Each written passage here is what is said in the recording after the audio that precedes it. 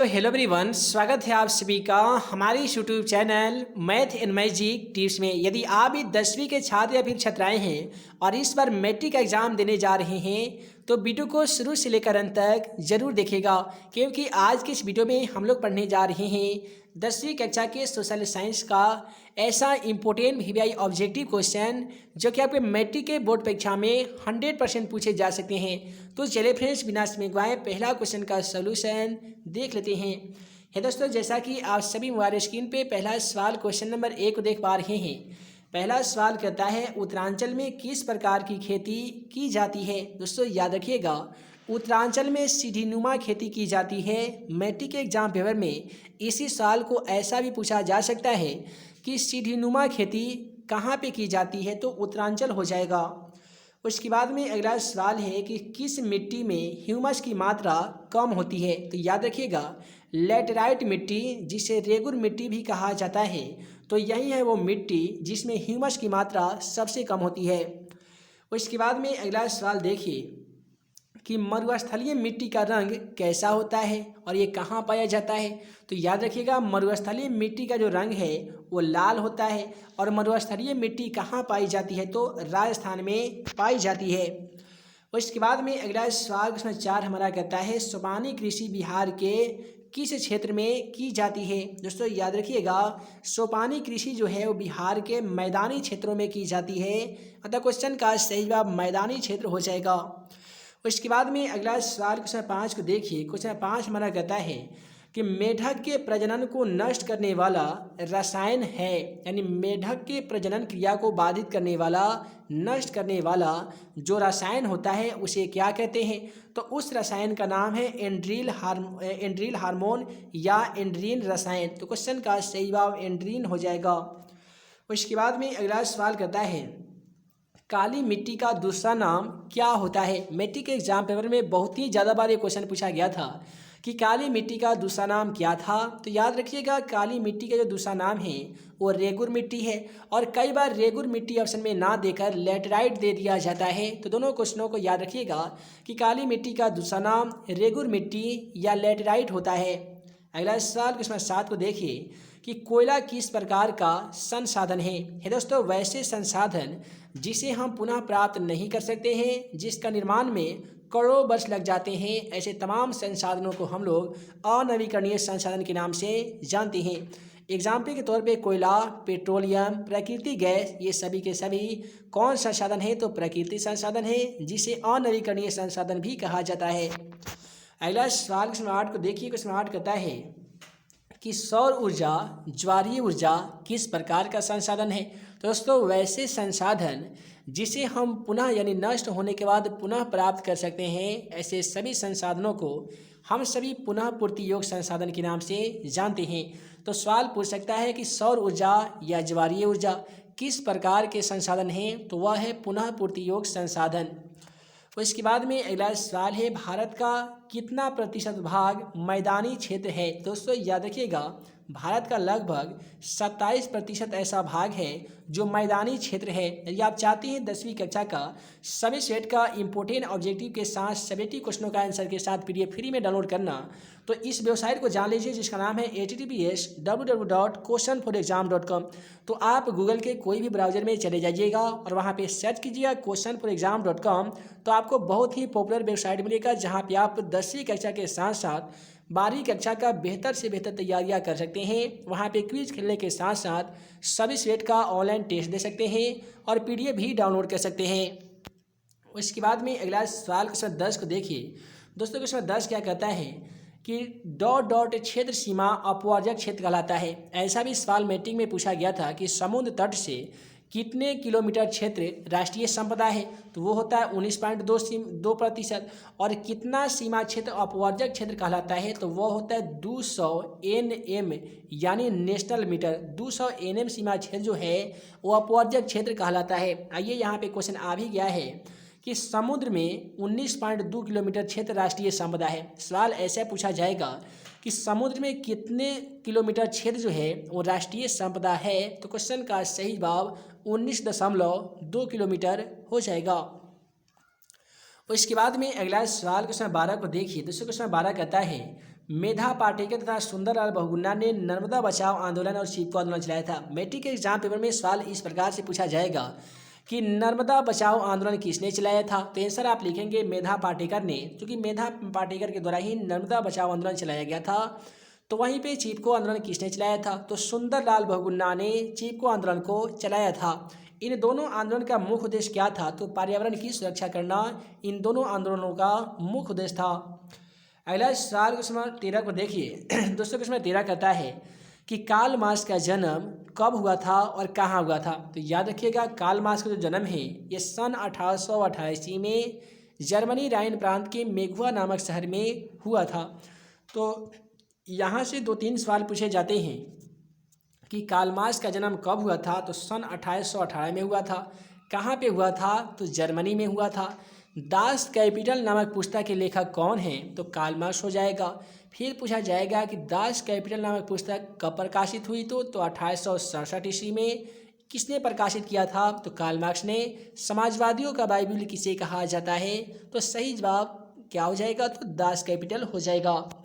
अगला सवाल क्वेश्चन 14 को देखिए। दोस्तों क्वेश्चन 14 कहता है कि जलियांवाला बाग हत्याकांड एवं रॉलेट एक्ट कब पारित हुआ था। तो दोस्तों याद रखिएगा 13 अप्रैल 1919 ईस्वी की बात है, जब पंजाब के अमृतसर में जलियांवाला बाग में भारत के सभी मजदूर एकत्रित होकर इकट्ठा होकर एक सभा कर रहे थे, जिसका नाम पड़ा आम सभा। उसी समय में जनरल डायर एक अंग्रेज का नाम है, जो जनरल डायर के आदेश पर अंग्रेजी अधिकारी अंग्रेज के सभी सैनिकों के माध्यम से उन पर गोलियों की बारिश करा दिए, जिसमें कई हजार मजदूर मारे गए थे और कई हजार मजदूर घायल हो गए थे। इसी घटना को जलियांवाला बाग हत्याकांड कहा जाता है। तो जलियांवाला बाग हत्याकांड 13 अप्रैल 1919 ईस्वी को हुआ था और रॉलेट एक्ट भी 1919 ईस्वी में पारित हुआ था। मैट्रिक के एग्जाम पेपर में सब्जेक्टिव में सवाल पूछा जा सकता है कि रॉलेट एक्ट से आप क्या समझते हैं। आसान भाषा में आंसर लिखिएगा कि देखिए रॉलेट एक्ट एक काला कानून था। रॉलेट एक्ट के माध्यम से किसी भी व्यक्ति को बिना साक्ष्य या वारंट के गिरफ्तार कर उन पर मुकदमा चलाया जा सकता था। यह एक काला कानून था जिसे पूरे भारतवर्ष में काला झंडा दिखाकर विरोध किया गया था। अगला सवाल 15 को देखिए कि लंदन में अनिवार्य प्राथमिक शिक्षा कब लागू की गई थी। तो दोस्तों याद रखिएगा लंदन में अनिवार्य प्राथमिक शिक्षा सन 1870 ईस्वी में लागू की गई थी। तो क्वेश्चन का सही जवाब 1870 ईस्वी हो जाएगा। अगला सवाल कहता है कि बाढ़, भूकंप, सुनामी, ज्वालामुखी विस्फोट किस प्रकार की आपदा है। तो दोस्तों याद रखिएगा मैट्रिक के एग्जाम पेपर में 100% 1 से 2 सवाल ऐसे पूछे जाएंगे जिनमें से आपसे पूछा जाएगा कि इनमें से कौन सा प्राकृतिक आपदा है या इनमें से कौन सा मानव जनित आपदा है। तो याद रखिएगा वैसी आपदा जो प्राकृतिक कारणों से घटित होती है, जिनको घटित होने में मनुष्य का कोई भी योगदान नहीं होता है, ऐसे सभी आपदाओं को प्राकृतिक आपदा कहते हैं। जैसे भूकंप, बाढ़, सुनामी, ज्वालामुखी विस्फोट, ये सभी के सभी प्राकृतिक आपदा होते हैं। तो वह भी वैसी आपदा जो प्राकृतिक कारणों से घटित नहीं होती है, जबकि मानवीय कारणों से घटित होती है, जिसके फलस्वरूप जान माल की अपार क्षति होती है, कई लोग बेघर हो जाते हैं और कई लोग काल के गाल में समा जाते हैं अर्थात मर जाते हैं। तो ऐसे सभी आपदाओं को हम लोग मानव जनित आपदा के नाम से जानते हैं। एग्जाम्पल के तौर पे रेल दुर्घटना, सड़क दुर्घटना, आतंकवाद, महामारी, आग लगना, ये सभी के सभी मानव जनित आपदा है। इसके बाद में अगला सवाल 18 क्या करता है कि भारत में पंचवर्षीय योजना ... तथा विश्व व्यापार संगठन की स्थापना ... में हुआ था। तो मैट्रिक के एग्जाम पेपर में ये सवाल इस प्रकार से पूछा जाता है कि भारत में पंचवर्षीय योजना कब लागू की गई थी। तो आंसर 1951 ईस्वी हो जाएगा, चूँकि 1951 ईस्वी में ही भारत में पंचवर्षीय योजना की शुरुआत की गई थी। तो वहीं पे पूछा जाता है विश्व व्यापार संगठन की स्थापना कब हुई थी। तो याद रखिएगा विश्व व्यापार संगठन की स्थापना सन 1995 ईस्वी में हुआ था।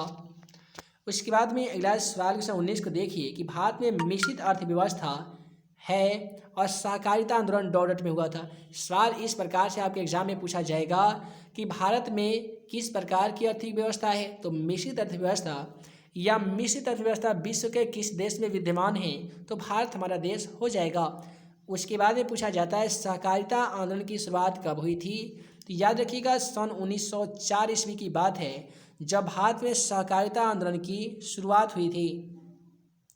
अगला सवाल 20 कहता है कि 15वीं लोकसभा में महिलाओं की भागीदारी कितनी प्रतिशत थी। तो दोस्तों याद रखिएगा 15वीं लोकसभा में महिलाओं की जो भागीदारी है ना ये 10% थी, यानी 10% ही महिलाएं 15वीं लोकसभा में भाग ली थी।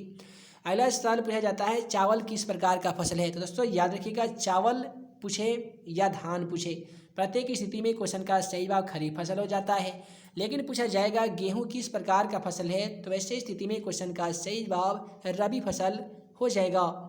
अगला सवाल इसमें 21 कहता है सन 2001 की जनसंख्या कितनी थी। तो दोस्तों याद रखिएगा भारत की जनसंख्या सन 2001 की जनगणना के अनुसार 8 करोड़ से भी अधिक थी।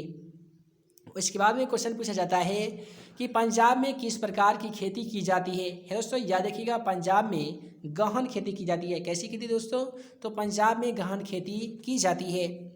अगला सवाल क्वेश्चन 22 को देखिए कि पक्की सड़कों की दृष्टिकोण से भारत का कौन ऐसा राज्य है जो अग्रणी है यानी आगे है। दोस्तों पक्की सड़कों के दृष्टिकोण से भारत का महाराष्ट्र एक ऐसा राज्य है जो अग्रणी है अर्थात सबसे आगे है। उसके बाद में अंतर्राष्ट्रीय राष्ट्रीय स्वयंसेवक संघ की स्थापना कब हुई थी। तो याद रखिएगा राष्ट्रीय स्वयंसेवक संघ की स्थापना सन 1925 ईस्वी में केबी हेडगेवार ने किया था। किसने किया था, तो केबी हेडगेवार के द्वारा। इसी को तो कहा जाता है RSS राष्ट्रीय स्वयंसेवक संघ की स्थापना 1925 ईस्वी में हुई थी। अगला सवाल क्वेश्चन 23 को देखिए कि जल के अभाव से कृषि सुखाड़ होता है। तो यहाँ पे पूछा जाएगा कि कृषि सुखाड़ कैसे होता है। तो जल के अभाव के कारण यानी जल की कमी के कारण ही पृथ्वी में क्या होता है, तो कृषि का सुखाड़ होता है। अगला सवाल अंकोर वाट का मंदिर कहाँ है, किसने बनवाया था। तो याद रखिएगा अंकोर वाट का जो मंदिर है वो कंबोडिया में स्थित है। इसकी स्थापना सूर्यवर्मन द्वितीय के द्वारा की गई थी, यानी सूर्यवर्मन द्वितीय के द्वारा ही अंकोर वाट ये मंदिर का निर्माण कराया गया था। एक और सवाल पूछे जाते हैं अंकोर वाट में किस हिंदू देवता का मंदिर है, तो शंकर भगवान हो जाएगा। अगला सवाल कर्नाटक बीमारू राज्य नहीं है। क्वेश्चन पूछा जाएगा इनमें से कौन सा बीमारू राज्य नहीं है। तो देखिए उड़ीसा बिहार ये सभी के सभी बीमारू राज्य तो है, लेकिन कर्नाटक जो है बीमारू राज्य नहीं है।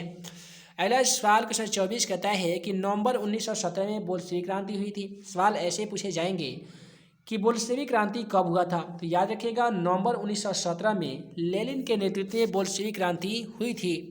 अगला सवाल उपभोक्ता अधिकार दिवस कब मनाया जाता है। तो दोस्तों याद रखिएगा 15 मार्च को उपभोक्ता अधिकार दिवस मनाया जाता है। उसके बाद में अगला सवाल हमारा कहता है कि संघ सरकार का उदाहरण है। आप सभी को मालूम होगा कि संघ सरकार का जो उदाहरण है वो अमेरिका है।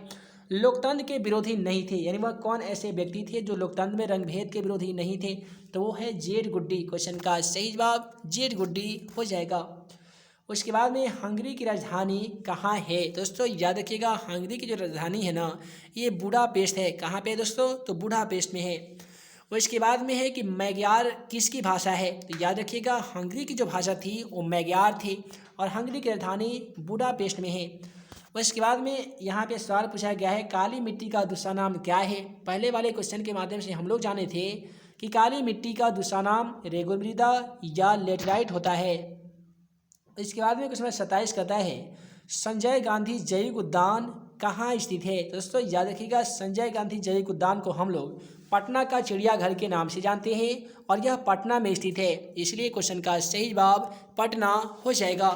तो आज की इस वीडियो में हम लोगों ने देखा सोशल साइंस का ऐसा इम्पोर्टेंट VVI ऑब्जेक्टिव क्वेश्चन जो कि आपके मैट्रिक के बोर्ड परीक्षा के लिए काफ़ी इंपोर्टेंट है। उम्मीद है कि आज का यह वीडियो आप सभी को पसंद आया हो तो वीडियो को लाइक करें, साथ ही अपने दोस्तों में शेयर करें। नए होंगे चैनल पे तो चैनल को जरूर सब्सक्राइब करके बेल आइकन को दबा दीजिएगा ताकि 10वीं कक्षा का इंपोर्टेंट क्वेश्चन का वीडियो जैसे ही हम अपलोड करें वो आप सभी को नोटिफिकेशन मिल सके और आप हमारे द्वारा बनाए गए तमाम इंपोर्टेंट क्वेश्चन का वीडियो सबसे पहले देख सकें। यदि आपने हमारा मोबाइल एप्लीकेशन को अभी तक इंस्टॉल नहीं किया है तो यार जल्दी से जाइए डिस्क्रिप्शन बॉक्स में दिए गए लिंक को क्लिक कीजिए और आप हमारे द्वारा बनाए गए तमाम इंपोर्टेंट क्वेश्चन का PDF आसानी तरीके से डाउनलोड कर सकते हैं। तो ये दोस्तों हम जान लेंगे 10वीं कक्षा का ऐसे ही इंपोर्टेंट VVI क्वेश्चन के साथ। तब तक के लिए आप सभी छात्र एवं छात्राओं को वीडियो देखने के लिए बहुत बहुत धन्यवाद।